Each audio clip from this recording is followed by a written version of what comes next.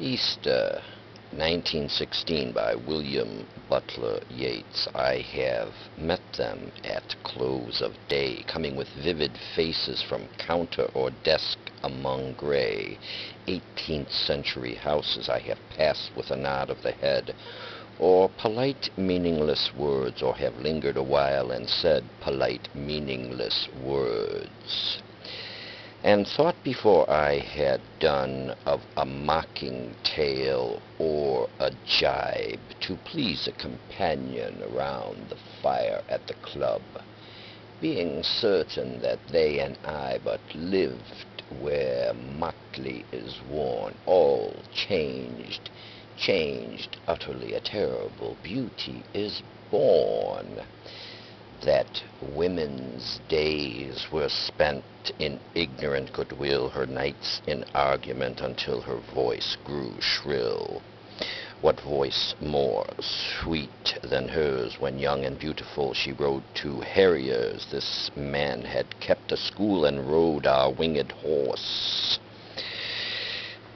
The other, his helper and friend, was coming into his force. He might have won fame in the end, so sensitive his nature seemed, so daring and sweet his thought. This other man, I had dreamed a drunken, vain-glorious lout. He had done most bitter wrong to some who are near my heart.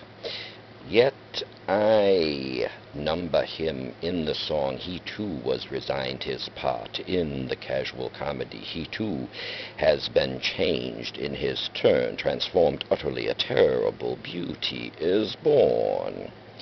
Hearts with one purpose alone through summer and winter seem enchanted to a stone, to trouble the living stream.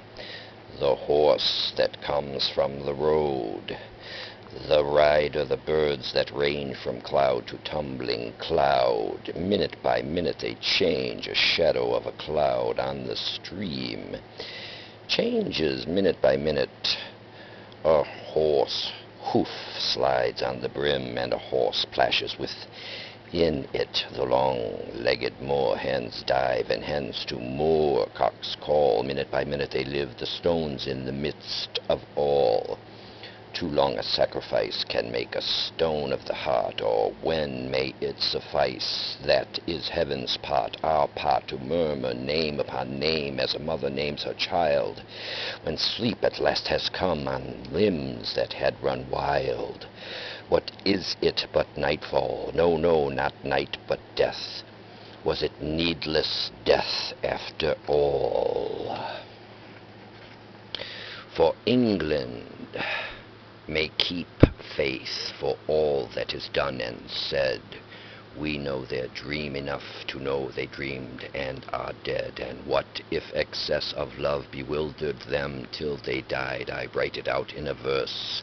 Macdonough and MacBride, and Connolly and Pearse, now and in time to be, wherever green is worn, are changed utterly. A terrible beauty is born.